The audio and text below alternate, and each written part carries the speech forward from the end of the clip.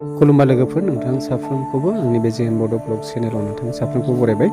दिनै आं मोनसे गोसोआ जोबोद खुसि माने गोबाव बोसोरनि उनाव आं दिनैहाय माने जोंनि बे गामियावहाय माने मोख्रा नुदों आरोखि माने गल्डेन लंगुर होनना बुङो जायखौहाय बेखौहाय नुनानै आं गोसोआव ओरैबायदि गोजोननाय मोन्दों आरोखि माने सिगांनि समाव गोबां जेब्लानाखि जोंनि बे ओनसोलाव हाग्रा बंग्राफोर दङमोन बे समाव गोबां जों बेफोरबायदि जिब जुनारफोरखौ नुनो मोनोमोन नाथाय दासान्दि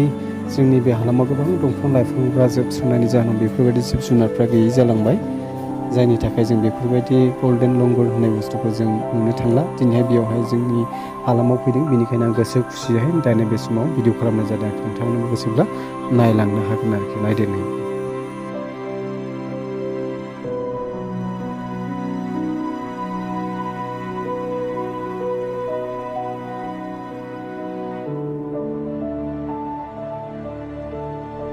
दिनैहाय सानडे फ्रि टाइमखाय एसे आबाद फोथाराव बेरायबायबाय मा आबाद मावदों नोंथांमोना नायलांनो हागोननि आरो जों गामियाव आबादफ्रा माबायदि जायो नोंथांमोना नायनो हागोन आरोना दा हानायखिनि माखासे जिखिनि आबादफोर मावदों बेखौ नोंथांमोना देखायनो लादों आरोखि नोंथांमोना गोसो जायोब्ला नायलांनो हागोन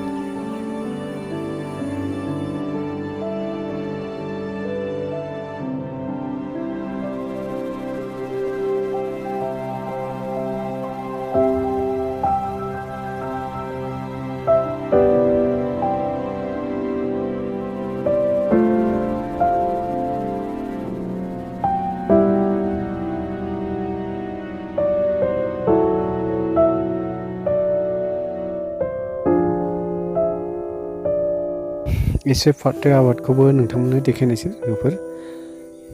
नायलांदो नैबे जाहैबाय आंनि फाथो आरोना माने एसे देरजेनबा जाबायमोन फाथोआलाय बेनो आरोखि हालुवा जिबन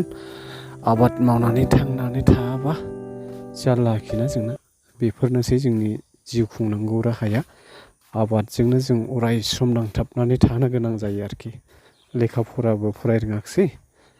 बेफोरनो जोंनि मावख्रुबनां जानांगौनि मोनसे जोंनि खामानि आरोखि लोगोफोर नायदो बेफोरनो आरोखि